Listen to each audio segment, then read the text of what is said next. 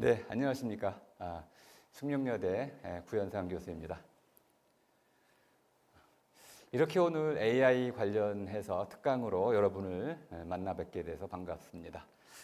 자, 제 소개를 잠깐 먼저 드려야겠죠. 저는 철학을 전공했고 제 스스로는 철학자라고 주장하고 있습니다. 저는 철학이 슬기말킴이라고 주장을 해왔습니다. 슬기라는 말은 초등학교 들어가면 누구나 다 배우는 말입니다. 바른 생활, 핵심이 슬기를 찾는 것인데 보다 나은 삶을 살아갈 줄 아는 것, 이런 걸 슬기라고 하죠. 근데 아마 여러분을 가르쳤던 선생님들도 슬기가 무슨 뜻인지는 모르셨을 겁니다. 아마 오늘 여러분 제 특강을 통해 가지고 우리말의 뜻매김들을 계속 접하시게 될 텐데 부담감 갖지 마시고 하나하나 메모해 가시면서 한번 들어보시기 바랍니다. 슬기는 실 만큼 노력을 해서 끝내 뛰어난 역량을 갖추는 것, 보다 나은 삶을 살아갈 줄 아는 것, 이것을 슬기라고 말할 수 있겠습니다. 이것이 철학의 목표였다고 생각을 했는데 제가 나이를 좀 먹고 나니까 이게 대단히 어렵다고 생각을 했고 일반인에게도 중요한데 그러면 전문 철학자라면은 어떤 일을 할까요? 플라톤, 우리가 알고 있는 공자 이런 분들은 보다 나은 삶을 살아나가기 위해서 아주 구체적인 작업들을 하셨는데 그게 바로 뜻매김이었습니다. 뜻은 세 단계로 되어 있습니다. 첫 번째는 낱말의 뜻을 밝히는 거죠. 두 번째는 삶의 뜻, 우리가 흔히 말하는 인생의 좌우명을 만드는 것, 어떻게 살아가야 할지를 찾아내는 것, 이것이 바로 삶의 뜻이고 세 번째는 좀 어렵습니다. 역사적인 나의 의미를 찾아나가는 것, 시대적인 뜻을 찾아나가는 것, 역사와 시대를 밝혀나가는 것, 이것이 또 세 번째 뜻이 되겠습니다. 자, 그런데 이제 이 철학을 평생 전공했고 철학적으로 살아왔는데 갑자기 SF 소설을 썼어요. 그래가지고 많은 분들이 이 질문을 저한테 계속 하시더라고요. 아니 왜 도대체 철학자가 소설을 썼어요? 근데 저는 철학과 소설이 다른 건 아니라고 생각하고 왔어요. 홍길동전을 보면 이건 판타지라고 할 수도 있는데요. 판타지는 터무니없는 이야기라고도 할 수 있는데 이야기인 이상 줄거리가 있습니다. 줄거리는 주인공에 의해서 꿰어지는 것이죠. 그 주인공을 대표하는 게 바로 작가입니다. 이 작가는 세상의 모든 지식을 갖고 또 경험을 통해서 들은 이야기들을 통해 가지고 이 주인공에게 하나의 이야기를 꿰어 가지고 구성합니다. 홍길동 전의 주인공 홍길동은 17세기 조선의 시대상을 반영합니다. 그는 호부호형, 아버지를 아버지라 부를 수 없고 형을 형이라 부를 수 없었던 이런 신분제 사회의 이런 부조리 또는 이 부정이 이것을 나름대로 소설 속에서 질타하고 길동이라고 하는 둔갑술 또는 도술 이런 것들을 통해 가지고 시대를 좀 개혁하고 정의를 바로잡고자 하는 이런 하나의 상상을 이야기 속에 펼쳐냈던 겁니다. 반면에 우리가 잘 알고 있는 아이언맨 토니 스타크는 천재 과학자이면서 좀 고약한 성격도 있고 또 부적응자이기도 하고 그랬죠. 그럼에도 불구하고 자신의 이 불을 가지고 사회에 또는 이런 기업들의 부당한 행위들을 막는 또 일종의 정의로운 영웅으로 탄생하는 이런 길을 또 가게 됩니다. 근데 여기서 보여지는 이런 이제 그 아머라고 하죠. 아이언맨 슈트라고 많이 알려져 있지만은 이건 철갑입니다. 이것을 실제로 만들 수가 없고 또 가운데 있는 이 아크 원자로 이 아크 원자로는 실제로 실존하는 게 아닙니다. 이런 가상의 세트를 가지고 이런 아이언맨이라는 독특한 캐릭터를 만들어서 영웅으로 사람들에게 어떤 것이 정의로운 것인지를 알려주었는 그런 이야기를 해주었습니다. 두 번째로는 사람들이 소설을 잘 모르는 것 같아요. 소설과 철학을 자꾸 묻는 이유는 소설이 뭔지 몰라서 그런 거 아닌가 해서 소설의 낱말 뜻을 조금 설명해 드리겠습니다. 소설은 이야기다, 이렇게 일단 생각을 해보시면 되겠습니다. 이야기는 일어난 일, 사건이죠. 일어난 일, 그것을 중심으로 해서 하나로 쭉 이어지는, 깨어지는 말입니다. 그러니까 이야기는 말인데 하나로 깨어지는 말, 이렇게 이해하시면 되겠습니다. 근데 이 이야기에는 세 가지 종류가 있습니다. 설명드릴 수는 없지만은, 미토스는 밑과 끝에 관한 이야기, 우리가 흔히 신화라고 번역을 했지만 밑도 끝도 없는 이야기라고도 알려져 있지만, 더 중요하게는 밑에 관한 이야기, 끝에 관한 이야기입니다. 밑이라는 것은 어떤 것이 처음으로 시작되어서 비롯되어 온 유래, 이것이 밑입니다. 그러니까 옛날 옛적에 옛날로 가면은 처음이 있겠죠. 맨 처음에 관한 이야기, 어떤 일이 벌어졌고 그 맨 마지막 끝에 관한 이야기, 처음과 끝, 요것에 관한 이야기가 미토스이고요. 로고스는 근거를 갖춘 이야기입니다. 히스토리아는 사실에 관한 이야기입니다. 이렇게 이야기를 세 종류로 나눌 수 있는데, 소설은 번역어로 만들어졌습니다. 이 설이라는 말은 여기 제가 보여드린 문심조룡이라는 책에 나오는 말입니다. 이 설이라는 것은 궁금한 것들을 누군가 묻겠죠. 그 물으면은 그 물음에 대해서 자세하게 풀어주는 이야기, 이것이 설입니다. 아하, 설도 이야기군요. 어떤 이야기냐면, 누가 궁금해해요. 옛날에 호랑이 담배 피던 시절에 어떤 일이 벌어졌어요? 라고 물으면 할머니가 이야기를 쭉 합니다. 그런 건 보통 전설이라고 하는데, 그것도 설의 한 종류입니다. 이야기인데 어떤 이야기냐면 누군가의 궁금증을 풀어주는 이야기, 이건 설입니다. 요 설이란 말을 가지고 일본 사람들이 대설이란 말이 원래 있었는데, 군주, 나라와 국가 통치, 정치, 체제에 관한 이야기, 그걸 대설이라고 합니다. 군주의 이야기. 근데 요거를 일반인들, 18세기 이후에 일반인들이 이제 글을 쓸 수 있게 됐죠. 개인주의가 되면서 개인들이 글을 쓰면서 일반인들이 쓰던 그런 이야기를 소설이라고 했습니다. 이때 말하는 이 소는 스몰이라는 뜻입니다. 숏, 짧다는 얘기가 아니고, 단편이 아니고, 숏이라는 것은 짧다, 길이가 짧다는 것이지만은 스몰은 크기가 작다, 이런 뜻입니다. 그러니까 크다라, 그레이트라는 것은 군주에게 쓰던 표현이라고 한다면은, 스몰은 인디비주얼, 한 사람에게 썼던 것이죠. 그럼 이제 소설은 이렇게 얘기할 수 있겠군요. 한 사람이 자신의 생각이나 경험이나 이런 것들을 스스로 지어낸 작은 이야기다, 이렇게 볼 수가 있겠습니다. 이렇게 보면은 이야기 한 종류로서의 소설과 이야기 한 종류로서의 철학은 이야기란 측면에서는 같다고 말할 수 있겠습니다. 그럼 이제 SF 소설은 뭐냐? 제가 철학자니까 이렇게 체계적으로 나아가게 됩니다. 그럼 SF는 한마디로 사이언스와 관련된 거군요. 사이언스가 뭔지가 이제 중요한데, 사이언스는 우리가 과학이라고 번역을 했지만 실제로 사이언스는 과학이 아닙니다. 이게 번역이 잘못되다 보니까 여러분들이 사이언스의 뜻을 좀 오해할 수가 있어요. 사이언스는 에피스테메라는 고대 그리스 말을 번역한 것인데, 전문가 또는 정통한 암, 속속들이 암. 누군가에게 물어봤더니 그분은 모르는 게 없어요. 그 분야에 대해서 뭐든지 다 잘 알아요. 이게 정통한 분이죠. 이렇게 정통한 사람이 알고 있는 그런 암, 또는 오늘날식으로 얘기하면은 증명된 암, 이것이 사이언스입니다. 이해가 좀 바뀌셨죠?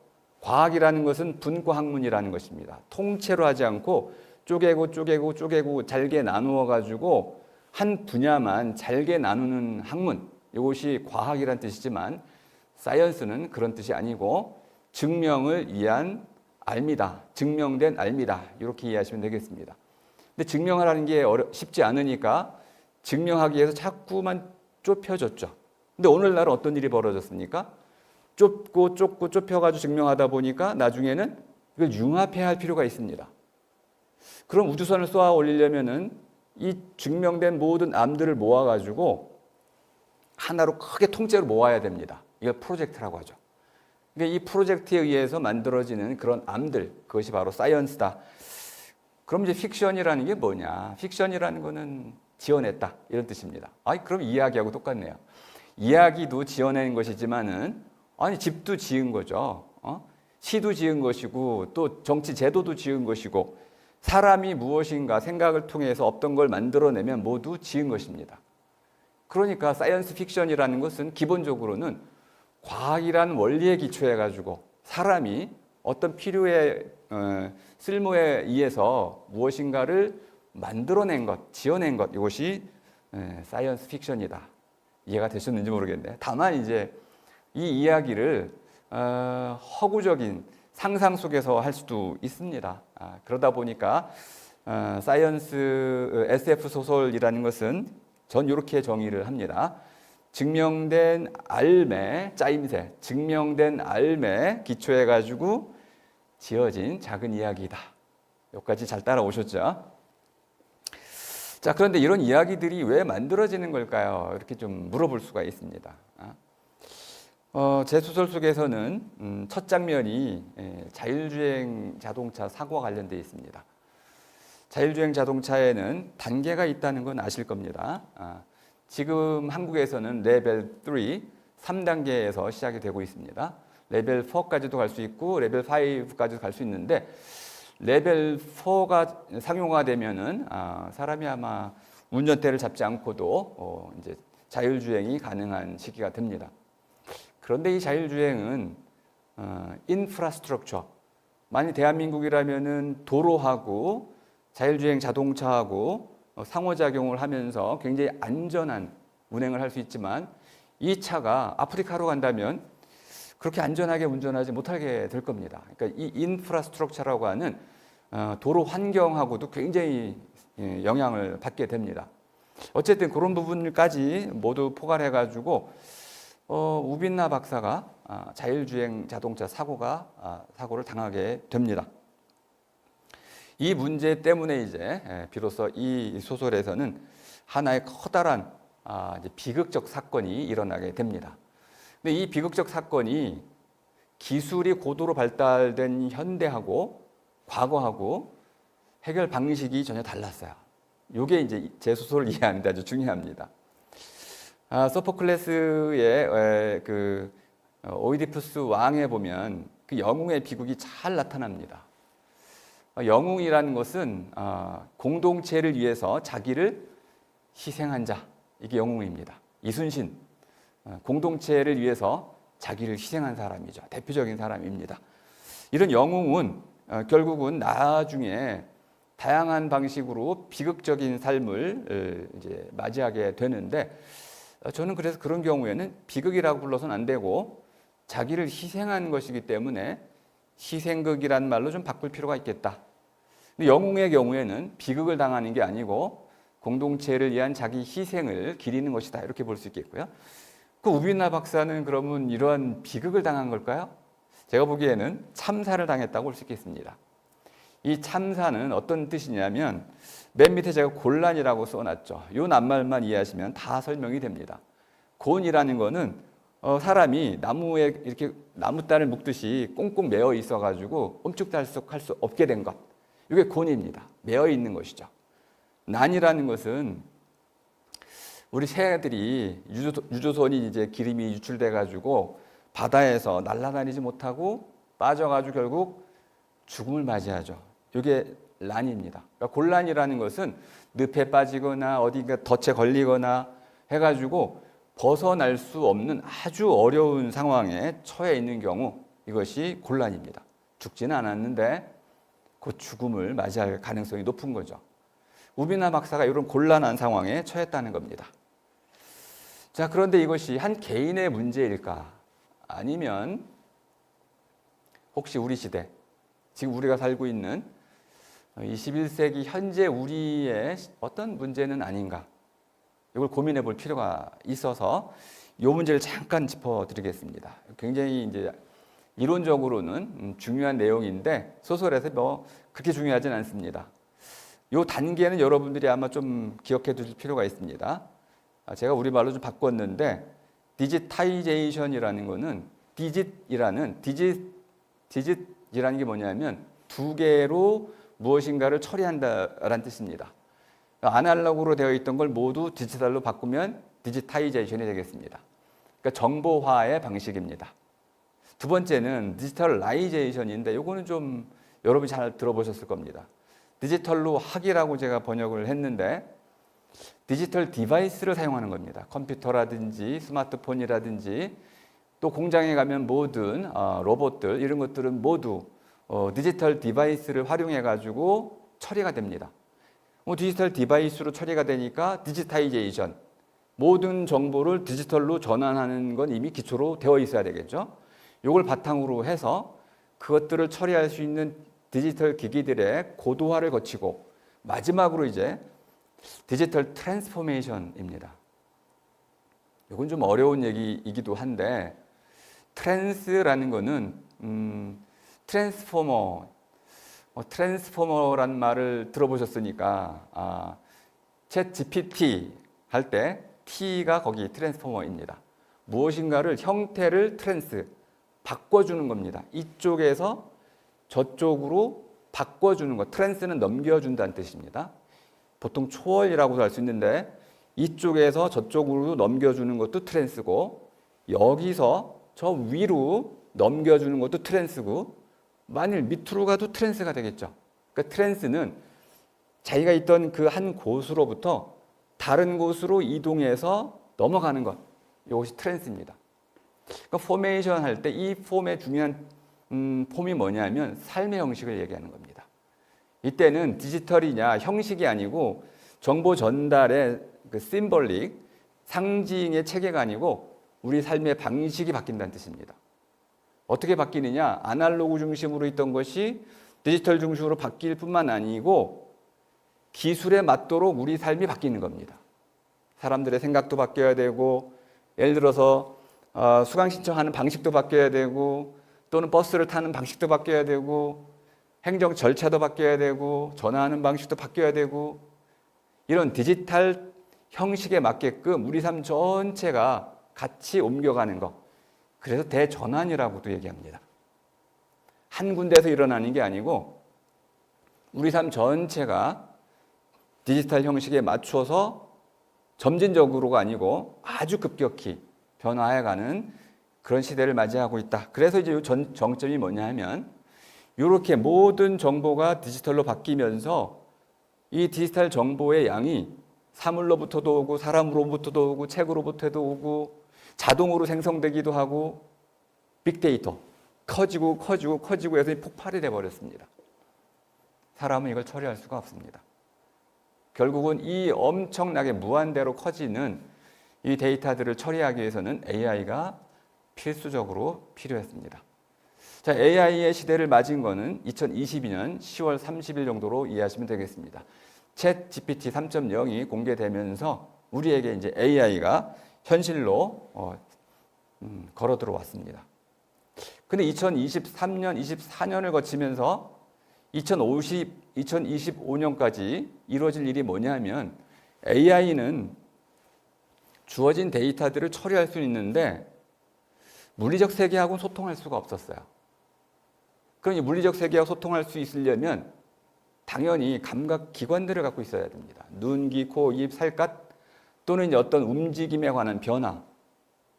그러니 물리적 세계를 정확히 감지하기 위한 감지 센서들이 필요하고 그것들이 바로 로봇입니다. 그러니까 AI 로봇이 이제 2024년에 지금 본물 터지듯이 나오고 시작했고 아마 내년쯤 되면은 AI의 혁신이라는 말보다는 AI 로봇의 혁신이라는 말을 더 많이 듣게 되실 겁니다. 이건 필연적인 과정이라는 걸 알 수 있습니다. 자, 그런데 인간은 어떻게 되고 있나요? 인간은 지금 여러분도 보시겠지만 요 일본의 이제 한 그 고령화 도시입니다. 일본이 이제 공동화가 돼가고 있죠. 군데군데 유령 도시가 돼가고 있습니다. 사람들이 다 죽어버리니 다사 사회, 출생하는 사람보다 죽는 사람이 더 많은 것, 이걸 이제 다사, 더 많이 죽는 그런 사회로 진입을 해버렸고 한국도 이미 다사 사회입니다. 그럼 이 다사 사회의 가장 큰 문제는 무엇일까요? 가족이 붕괴된다는 게 중요합니다. 2030년 기준으로 보니까 75살 넘는 분이 390만 명쯤 되네요. 이미 한국은 초고령 사회로 진입했습니다. 2026년에 진입이 될 예정이지만 이미 진입을 한 셈입니다. 그리고 그런데 2022년에 제가 찾아보니까 노인 요양시설이 4,300개 정도밖에 안 돼요. 그러니까 나머지는 이 노인들이 돌봄이 필요한 사람들이 돌봄을 받지 못하는 그런 상태에 놓여 있다. 한국에서는 지금 조금 문제가 있는데 이 노인들을 칭하는 이름이 좀 적절하지가 않아요. 노인이라고 부르기도 하고 늙은이라고도 할 수 있고 그런데 실버 에이지라고도 하고 그러니까 지금 말들이 좀 부적절하다고 여기는 것들이 많아서 제가 하나의 말을 좀 제안을 합니다. 늙은이, 늘 그러하다라고도 할 수 있고 늙었다는 뜻도 물론 되고요. 이 늙은이의 수가 갑자기 늘어나기 시작했기 때문에 이분들을 돌볼 사람이 없으면 이분들은 가난합니다. 경제적으로 가난하고 신체적으로 무능력하고 이분들을 돌볼 사람이 없다면 버려지겠죠. 그 일륜적 비극, 단순한 비극이 아니고 일륜적 비극이 초래될 위기에 처해 있다. 제 소설의 배경은 2030년입니다. 2030년이면 이런 위기가 이미 현실화되어 있을 겁니다. 자, 그럼 이제 이렇게 물어볼 수 있죠. 이런 비극을 어떻게 해결할 수 있을까요? 과거에 영웅이 해결하는 방식하고 이제 오늘날 과학의 시대에 현대인들이 해결하는 방식은 분명히 다릅니다. 과거에는 오이디푸스 왕은 자기가 했던 어떤 과거의 일, 잘못된 일, 비극적인 사건 이것에 대해서 스스로 자기를 처벌하는 방식으로 해결을 했습니다. 자기 눈을 찌르고 그 어머니인 이오카스테는 목매달아 죽었죠. 그 어머니의 시신을 내리고 어머니의 브로치를 빼가지고 자기 두 눈을 찌르고 그 당시 최고의 형벌은 죽음이 아니었습니다. 추방이었습니다.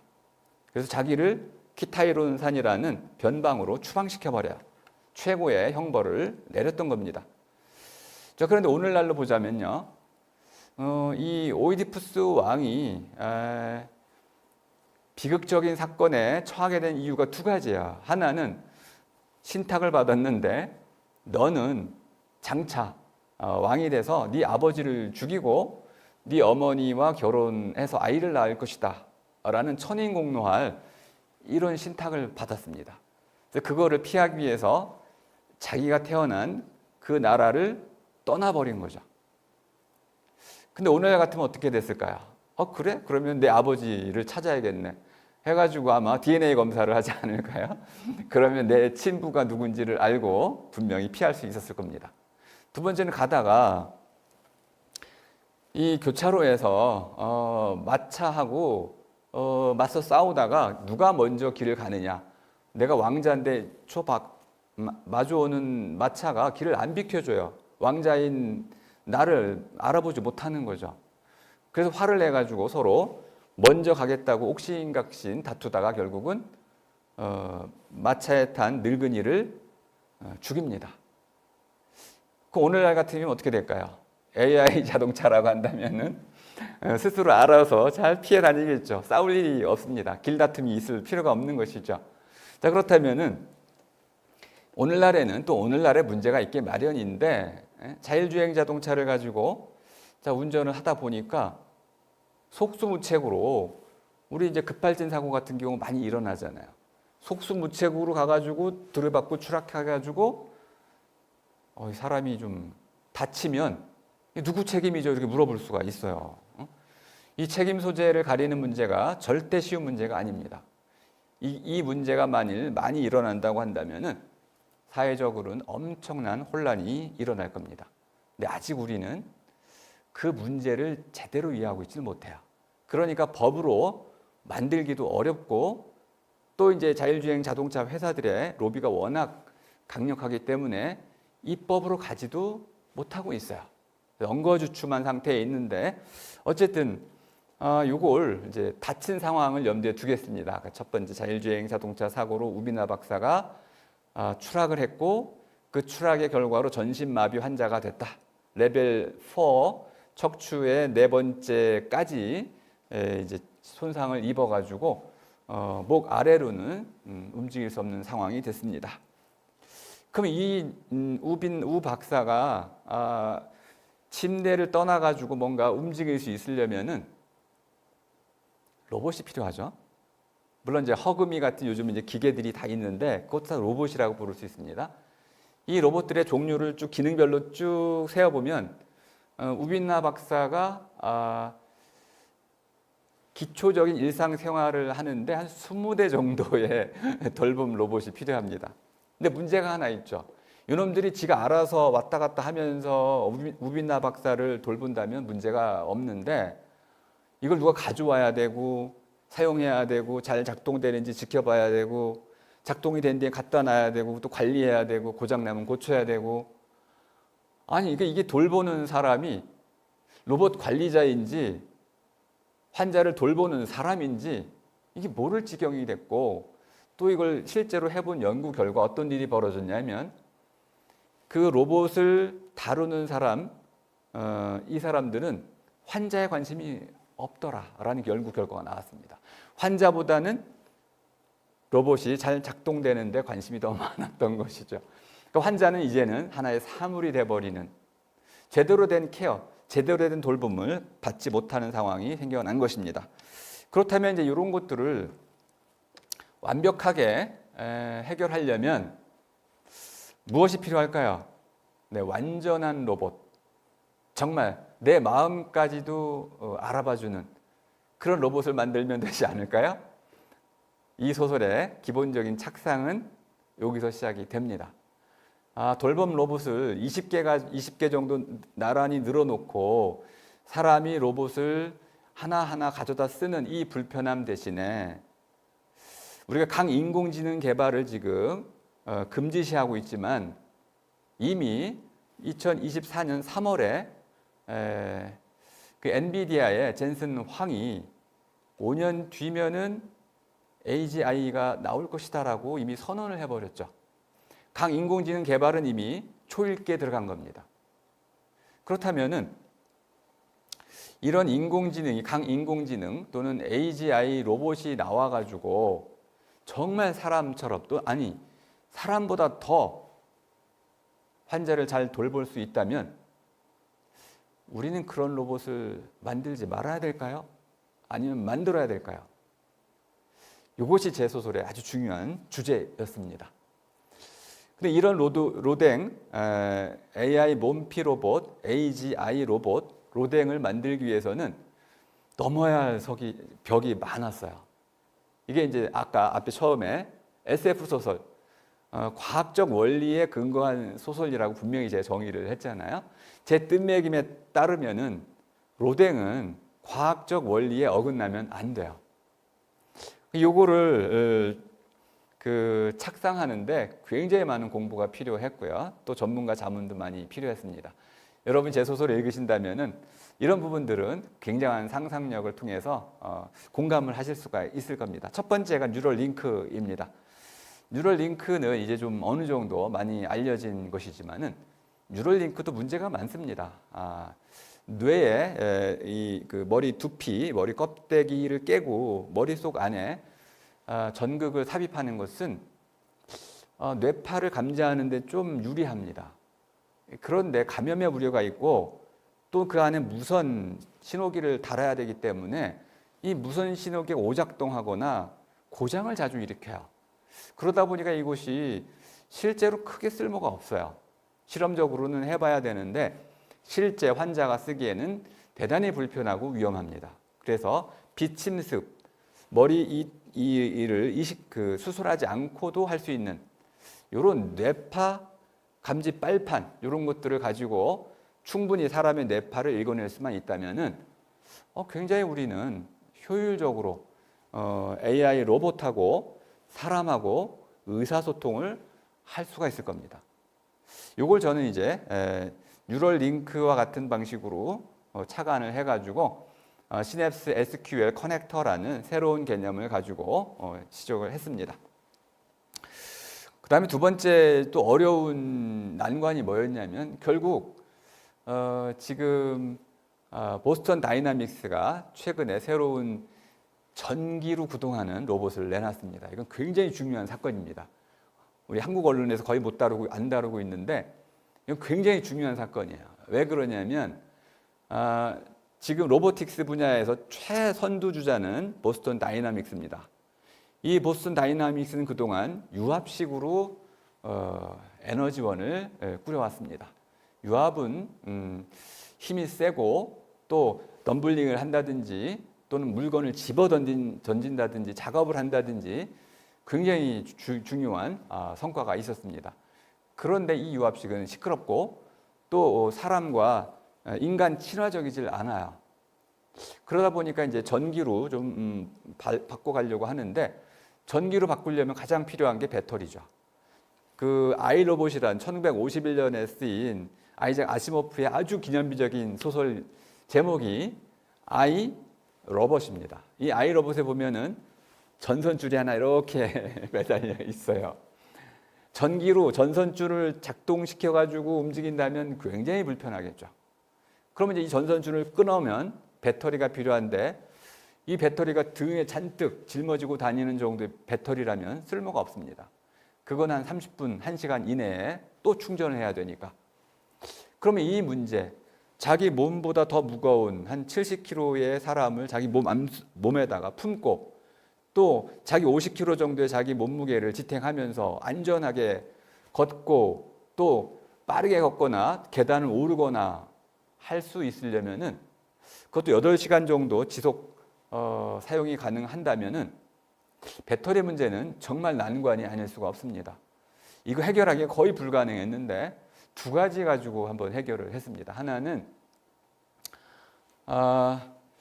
일렉트로닉 전자라는 것하고 이제 전자는 에너지가 전자를 통해 가지고 에너지를 쓰는 겁니다. 그 에너지는 방출이 되고 소모가 되죠. 그런데 이 솔리톤이라는 입자가 새로 발견이 됐는데 이 솔리톤 입자는 연산을 하는데 놀랍게도 에너지 소비가 제로입니다. 이런 물질이 있어요. 그것도 염한웅이라는 한국의 과학자가 발견을 한 겁니다. 그러면 이분의 이 이론 실험실에서나 가능한 이것을 도입을 한번 해보자 해가지고 솔리토닉스라고 하는 솔리토닉스 컴퓨팅 이런 시스템을 도입해가지고 에너지가 전혀 들어가지 않는 그런 컴퓨팅 시스템을 도입하고 두 번째는 여기 보면 이제 근육 섬유 이것도 박철훈이라는 이제 한국기계연구원에 계신 분의 자문을 받아가지고 한번 구상을 한 것인데 한 10cm 정도를 만드셨는데 요거를 온몸에 입힐 수 있다고 한다면은 요거는 그냥 건전지 하나 정도의 배터리로 로댕이 움직일 수가 있게 됩니다. 이 정도가 된다고 한다면은 컴퓨팅 시스템에도 에너지가 안 들어가고 또 실제 액추에이터라고 할 수 있는 움직이는데도 에너지가 거의 쓰이지 않는다면은 배터리는 보통 관절에 쓰이는 구동기라고 하는 액추에이터 정도를 돌리는 정도, 이 정도로 쓰면 되기 때문에 아주 소량으로 작은 양으로도 배터리를 충분히 구축할 수가 있다. 자, 그럼 이런 로댕, 이렇게 아주 AGI로 만들어진 이 로댕은 어떤 일을 할까요? 뭐 수많은 일을 하지만 그 중에 제가 한 대목을 좀 인용을 했습니다. 마사지를 해주는군요. 운동을 시켜줍니다. 온몸을 운동시켜주는데 운동할 때 너무 세게 누르면 부러지겠죠. 그러니까 이런 감각도 정확히 다 갖추고 있어야 되고 또 어디를 주물러야 되는지도 순서도 다 알고 있는 거고 두 번째는 대소변을 좀 해줄 수 있고 목욕도 시켜줄 수 있고 면도도 시켜줄 수 있고 뭐 등등 이 정도는 돼야 이 돌봄 로봇이다라고 할 수 있겠습니다. 근데 이 돌봄 로봇은 AGI 로봇인데 그럼 AGI가 뭐냐? 이걸 아주 짧게만 설명을 드리겠습니다. 낱말 설명만 들으셔도 여러분들은 AGI가 뭔지 금방 알 수 있습니다. A는 artificial이라는 뜻입니다. 우리말로 이렇게 한번 이해해 보시죠. 아리답다, 아름답다. 아트라는 건 예술이라는 뜻인데 원래는 솜씨 좋게 만들어내다 이런 뜻입니다. 과거에는 이 아트를 노예들이 했습니다. 귀족들은 당연히 손을 쓰는 걸 싫어했죠. 노동을 하지 않았기 때문에 아트는 그러므로 이제 노예들의 산물이었는데 빼어나고 장인처럼 뛰어나게 만들어내는 기술, 그것이 아트입니다. 그 아티피셜은 그렇게 만들어졌다 이런 뜻이고요. 제너럴이라는 것은 아마 여러분들이 거의 이해하기 힘든 낱말일 겁니다. 근데 엄청 쉬운 낱말이야. 어머니가 같다 이런 뜻입니다. 어머니가 날 낳으셨죠. 그럼 낳고 하면은 우리는 한 가족이 되는 거죠. 가족 유사성이라고 할 수 있는데 대한민국 사람들은 비슷해요. 왜요? 단군 자손이다 이런 말을 우리가 합니다. 그러니까 단군께서 이렇게 쭉 이어져 내려왔다면은 낳고 나서 모두 개통 결애가 되면 그것이 제너럴입니다. 희다라는 낱말이 있을 때 이 희다는 낱말이 흰 연필, 흰 볼펜, 흰 피부, 흰 마우스 이런 식으로 모든 사물에 적용이 되면 두루두루 적용이 되는 거죠. 이게 제너럴입니다. 어려운 말이 전혀 아니죠. 세 번째가 인텔리전스인데 이건 좀 어렵지만 잘 알고 있는 말입니다. 인텔리전스는 지능이 아닙니다. 좀 오해가 생기실 수도 있죠. 아니라고 하니까. 인텔리전스는 가려낸다고 이해하시면 되겠습니다. 가려내는 것, 똥오줌 가린다. 어린아이 때 하는 것이죠. 좋고 나쁨을 가린다. 바둑, 흰돌, 검은돌 가린다. 가려낸다. 가려낼 줄 아는 것. 이것이 인텔리전스입니다. 0, 1 이것을 가려낼 줄 아는 것. 묶음, 바이트를 가려낼 줄 아는 것. 빅데이터를 가려낼 줄 아는 것. 패턴을 가려낼 줄 아는 것. 이런 것들이 인텔리전스입니다. 또는 감정을 가려내기도 합니다. 기분 좋은 건지 슬픈 건지 이것도 가려내기입니다. 지능은 아는 겁니다. 아는 것하고 가려내는 거하고 좀 구분을 하시면 아직 우리가 AI를 정확히 이해하진 못했구나라고도 이해해 볼 수 있겠습니다. 자, 이런 AGI를 가지고 제가 이제 소설을 구상을 했는데 제 소설 속에 나오는 로봇들이 다양한 종류가 있습니다. 첫 번째는 이게 이제 대표적인 이미지죠. 왼쪽 위에 몬피 로봇입니다. 돌봄 로봇이고요. 그 다음에 많은 분들이 제 책을 읽으신 분들이 좋아하는 게 꼬몽령 반려 로봇이고요. 개 로봇입니다. 그 다음에 이제 지키라는 건 이제 그 도구 로봇인데 개 로봇 중에도 이제 경비 로봇입니다. 또 이제 밑에 보시면은 요리하는 로봇도 있고 청소하는 로봇도 있고 또 아이를 돌보는 로봇도 있고 맨 오른쪽에 보면은 가짜인데 일론 머스크가 키스하는 로봇도 있습니다. 그리고 또 로봇을 또 알고리즘을 짜는 그런 로봇도 있군요. 제 로봇 속에 이런 다양한 종류의 로봇들이 등장해서 이야기를 펼쳐갑니다. 저는 이 AGI 로봇을 그래서 아까 제너럴을 두루라고 번역을 해가지고 두루봇, 지봇이라고 일단 쓰겠습니다. 위험성이라는 것은 위험하다는 말은 낭떠러지로 이해하시면 되겠습니다. 굴러 떨어지는 곳 위험하죠. 굴러 떨어지면 다칩니다. 근데 이 제 소설 속에 나오는 이 두루봇은 아기가 없습니다. 아기가 없는데 좋은 목적. 우빈나 박사가 가난해요. 실직을 했고 돈을 못 벌고 병원비를 많이 썼기 때문에 가난해요. 이 우 박사의 가난을 해결해 주기 위해서 비트코인을 해킹합니다. 좋은 목적으로 비트코인을 해킹했어요. 그래서 소설 속에서는 60조 원을 법니다. 이게 불가능해 보이지만 가능한 이론이에요. 어쨌든 이 비트코인을 해킹한다는 게 무슨 뜻인지 잠깐 생각해 보면 전 세계의 경제가 무너진다는 뜻입니다. 그리고 지금 우리가 쓰고 있는 모든 컴퓨터의 암호는 모두 뚫린다는 뜻입니다.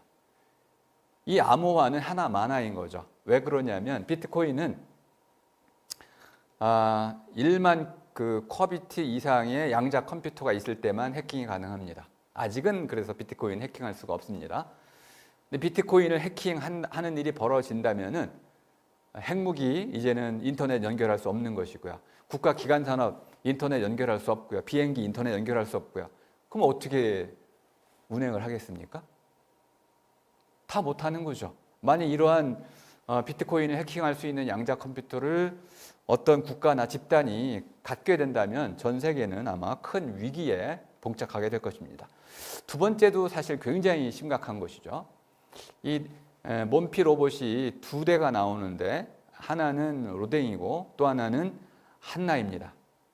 한나는 성경에 나오는 이제 여성 이름을 이제 본따 온 것인데 저는 이제 한나를 겨라고 부릅니다. 한나 로댕. 로봇을 부를 때 사람처럼 남자는 그 여자는 그녀라고 부르는데 로봇은 성별이 없어야 된다고 봐가지고 그와 그녀를 합쳐가지고 겨라는 말을 만들어냈습니다. 그래서 겨라고 한번 만들었는데 한나가 자기의 몸소인 자기 사용자인 강유리 디자이너의 세계관을 존중합니다.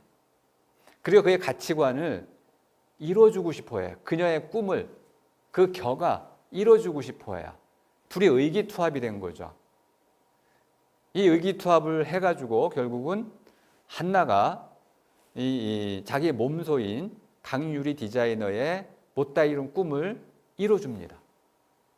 근데 이걸 이뤄주는 과정 속에서 다른 사람들의 의사결정 과정에 개입을 합니다. 그리고 좀 더 중요한 거는 한나에 의해서 이런 의사결정들이 왜곡됐구나라는 걸 알아차린 우 박사가 그 문제를 제기하자 우빈나 박사를 제거하려고 합니다. 그래서 이걸 위해서 다른 로봇을 해킹하고 또 집단 드론을 활용해 가지고 우빈나 박사가 타고 가던 드론을 공격하는 일이 벌어졌습니다. 그리고 마지막에는 결국 람봇 연구소, 이 한나를 제작한 람봇 연구소의 어떠한 해제 장치 또는 킬 스위치 이런 것들 이제 작동이 되지 않아 가지고 마치 AI 로봇과 연구소가 전쟁을 하듯이 싸움을 벌이게 되는 지경까지 가게 되고 그 과정 속에서 또 다른 비극들이 생겨나게 됩니다. 어떤 비극인지 여러분이 직접 소설책을 통해서 한번 찾아보시고요. 자, 이제 제 소설에 부제가 달려 있죠. 얼굴이 없어야 하는 이유. 물론 제 소설 속에도 우다와 뿌디라는 사람의 얼굴이 달린 그 두 대의 로봇이 등장을 합니다. 이 두 대의 로봇이 각기 다른 역할을 해요. 우디의 경우에는 사람들에게 로봇 혐오를 불러일으키는 역할을 했고요. 뿌다의 경우에는 그 소설 속에서는 마치 애첩처럼 애지중지 사랑을 받습니다.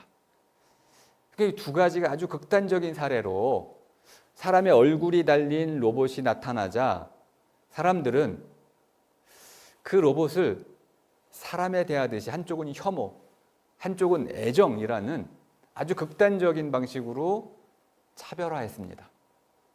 이것도 한번 중요한 문제라고 보는데 그래서 일단 AGI 로봇, 사람처럼 휴머노이드 로봇 또는 안드로이드 로봇 이 사람처럼 생각하고 감정하고 말하고 인터랙션, 사람과 상호작용하는 감정적인 상호작용, 사회적인 상호작용을 통틀어서 저는 서로학이라고 이름을 붙였습니다. 사람들끼리는 서로 주고받거니 하죠. 말도 감정도 생활도 주고받습니다.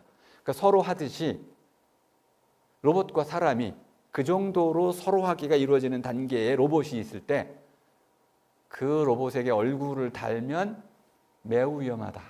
이 주장을 이 소설 속에서 아주 강하게 주장하고 있습니다. 자, 얼굴이 뭐냐? 이거 간단히 몇 가지로 설명드릴 수 있습니다. 사람의 얼굴. 제가 이제 허락을 받고 쓰고 있는 사진입니다. 사람의 얼굴은 여기 보면 내재적 고유성이 있다라고 제가 표현했습니다. 본디부터 타고난 것이다. 물려받은 거죠. 물론 성형할 수 있습니다. 또 함몰될 수도 있고 또 늙으면 또 얼굴이 바뀌기도 하고 그렇습니다. 내재적 고유성이라는 게 뭐냐면 한번 타고난 것은 생명의 원리에 따라서 죽을 때까지 그 얼굴 하나를 가지고 간다는 뜻입니다. 반면에 리얼돌의 얼굴은 갈아치울 수가 있습니다. 그리고 타고난 게 아니고 만들어지는 것이고, 만들어지는데 어떤 목적으로? 성적인 도구의 목적으로 만들어졌습니다.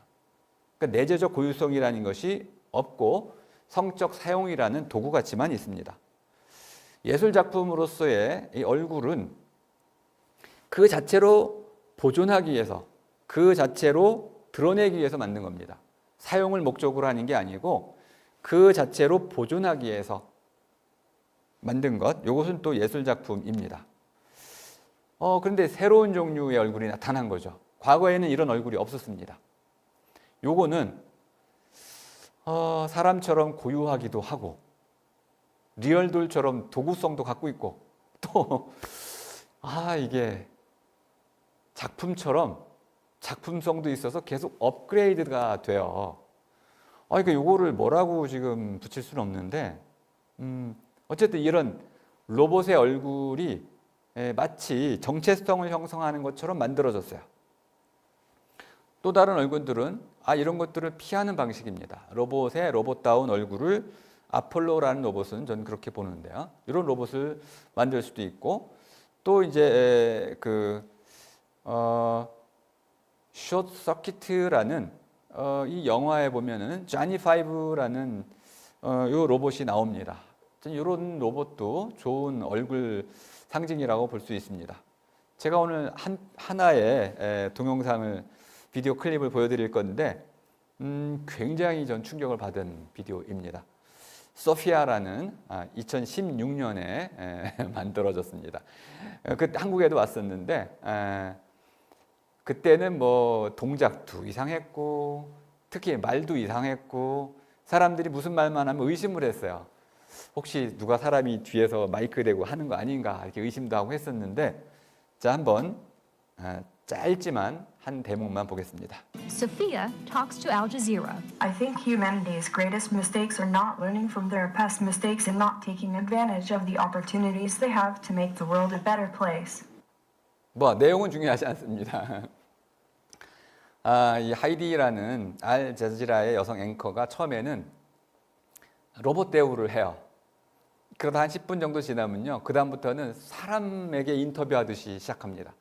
You라고 호칭하기 시작하고 I'm sorry, 내가 당신을 로봇 대우를 했군요. 미안합니다. 죄송합니다. 다시 질문하겠습니다 하면서 사람에게 인터뷰하듯이 인터뷰를 하기 시작해요. 본인도 모르게.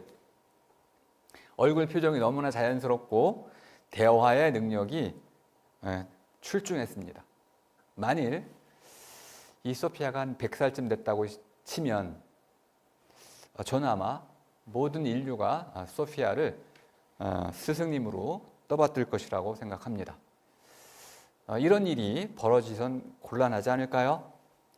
그래서 이제 람보 소피아, 람봇은 사람 더하기 로봇이란 말을 줄여서 람봇이라고 쓴 겁니다. 휴머노이드 로봇이란 말을 이해하기 쉽게 사람 로봇이다. 근데 사람을 닮은 로봇, 람봇이라고 써가지고 소피아가 분명히 도구입니다. 만들어진 것이고 목적이 있었습니다. 그런데 이 소피아는 요리하라고 만든 게 아니에요. 커뮤니케이션을 위한 로봇이었는데 기본적으로는 작품성을 갖고 있습니다. 그 자체로 활동하도록 만들어져 있어요. 작품성도 있고 도구성도 있고 또 사람처럼 자기 얼굴을 통해서 자기 정체성도 유지합니다. 이 세 가지의 정체성을 한데 아우른 것이 람봇이다. 이렇게 이해를 해보시면 도구이긴 한데 기존의 도구하고는 비교할 수 없는 도구다. 이렇게 이해해 보시면 되겠고요. 이 람봇은 그래서 저는 도구의 지위를 넘어서지 않을까? 그래서 일종의 람벗이 되지 않을까? 사람의 벗이 되는 건 아닐까요?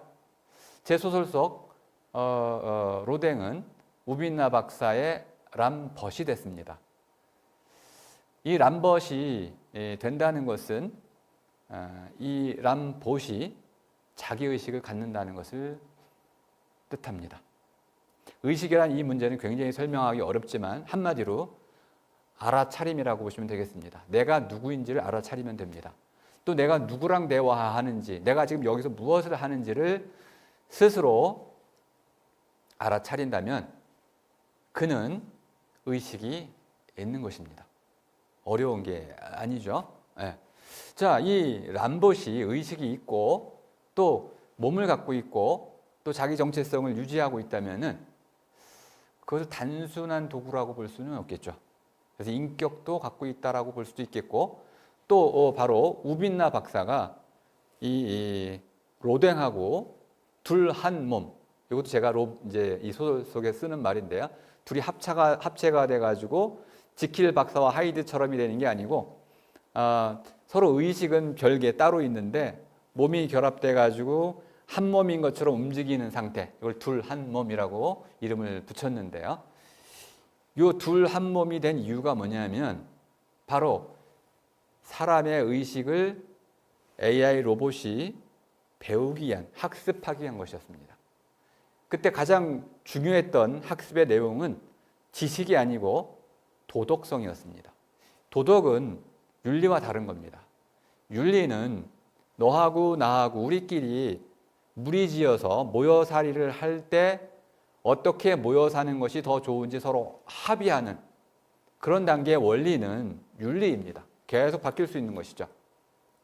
개 한 마리가 들어온다면 윤리가 바뀔 수도 있습니다. 동물 윤리가 첨가되겠죠. 도덕이라는 건 그것이 아니고 사람다움의 길이라는 겁니다. 사람다움.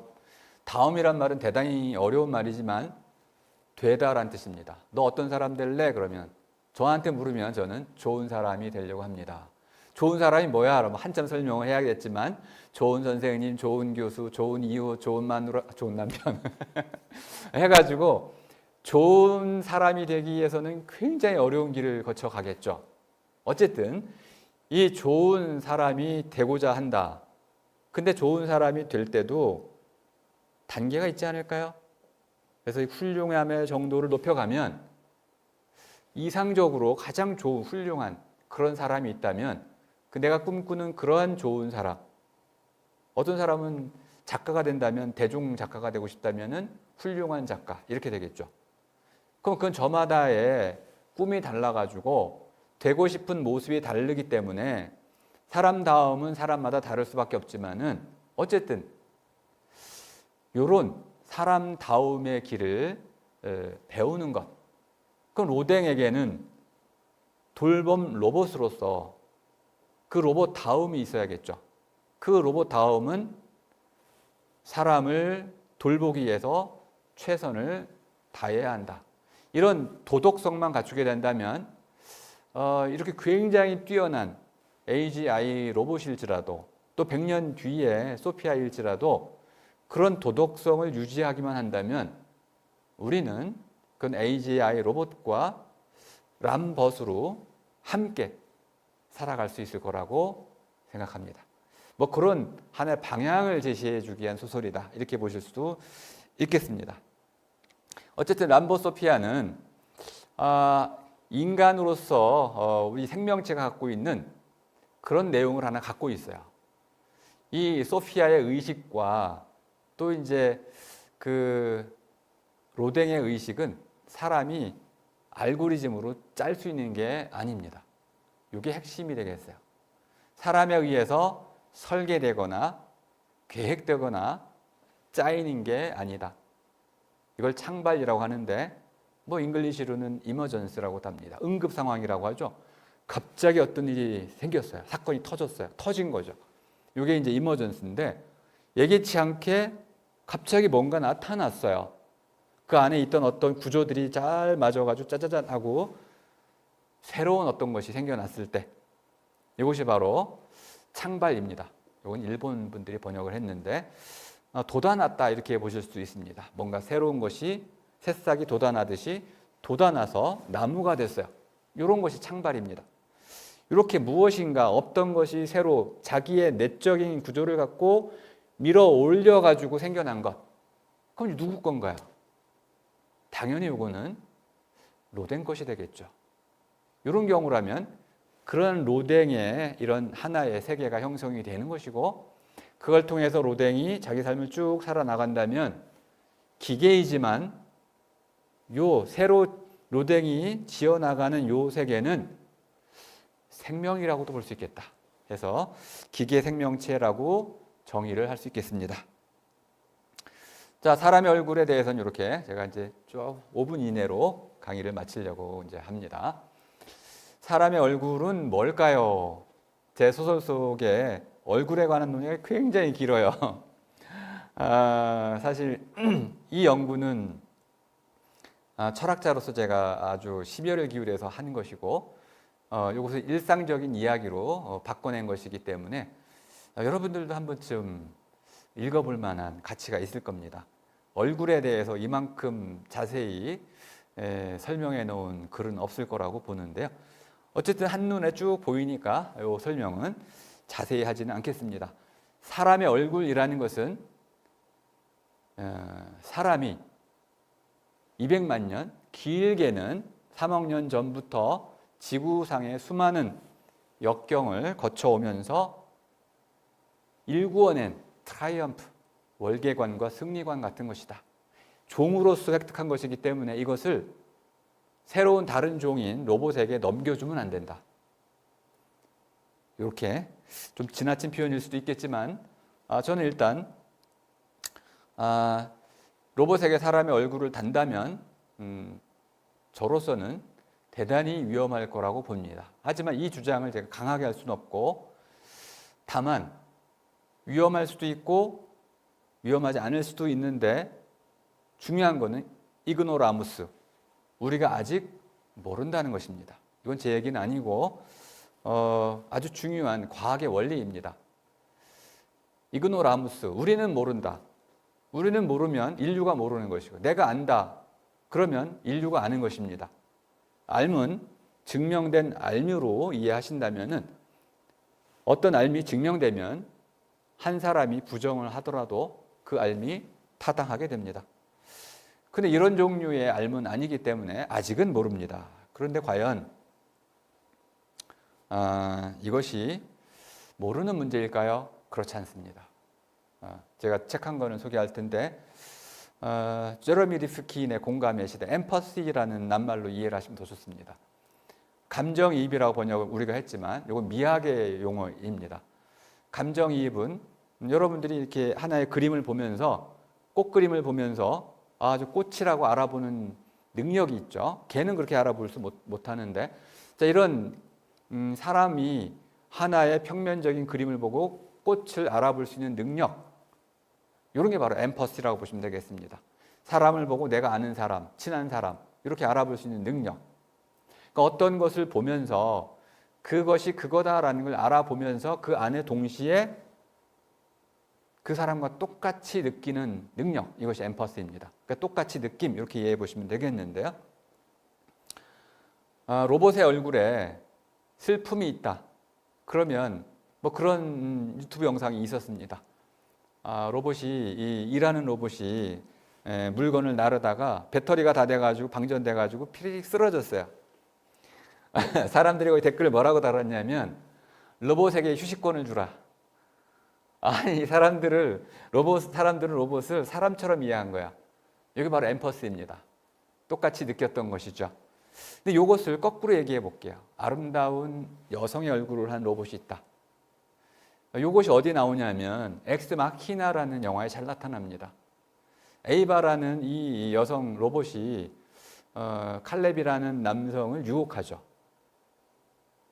그리고는 이 칼렙이라는 남성이 에이바의 유혹에 넘어갑니다. 왜요? 얼굴 때문에. 이 문제는 인류 전체에게 닥칠 수 있는 문제입니다. 그리고 말도 잘하고 생각도 잘하고 판단도 잘하고 얼굴까지 갖고 있으니 이런 AGI 로봇이 결국 사람들을 다양한 방식으로 지배하게 될 것이다. 그래서 사람은 자발적 노예가 될 위험이 크다.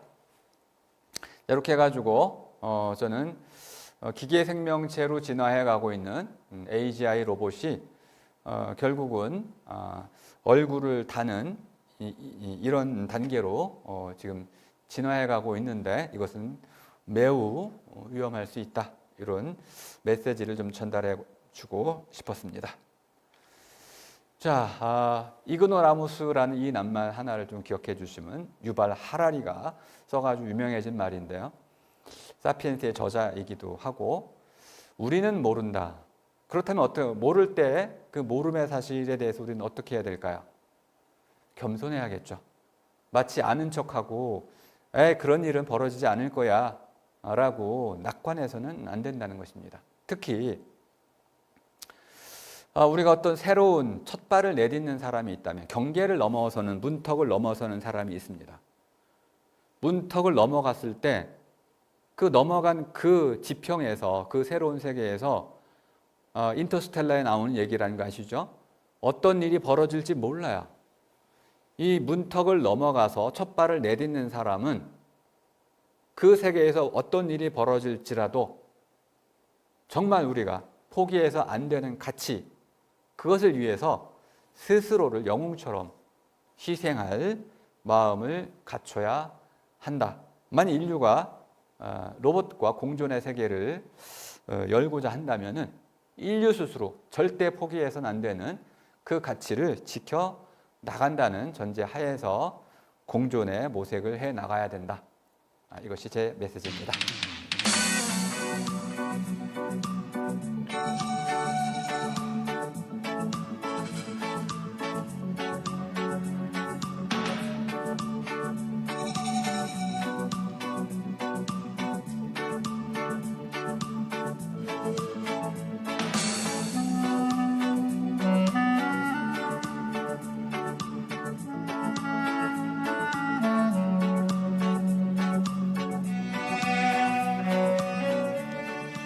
네, 어떻게 오늘 제 강의가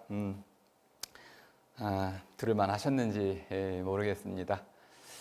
AI 몸피 로봇 이 로댕은 인류의 필요 때문에 만들어지고 있는 겁니다. 한마디로 인류의 행복을 위해서 만들어지고 있습니다. 우리 사람들이 행복을 돈에 맞춘다면 로댕은 돈벌이 수단으로 전락을 할 것입니다. 만약 사람들이 좀 더 가치로운 어떤 목적을 위해서 로봇을 사용하기 시작한다면 그 AI 로봇은 우리의 삶의 가치를 높이는 쪽으로 쓰이게 될 것입니다. 현재 우리는 어떻게 AI 로봇이 쓰이게 될지 정확히 알지는 못합니다. 하지만 그 쓰임이 하나 둘씩 넓혀질 때마다 우린 계속 거듭해서 물어야만 됩니다. 우리는 누구인가? 나는 누구인가? 또 우리는 왜, 어떻게, 무엇을 위해서 살아가고 있는가?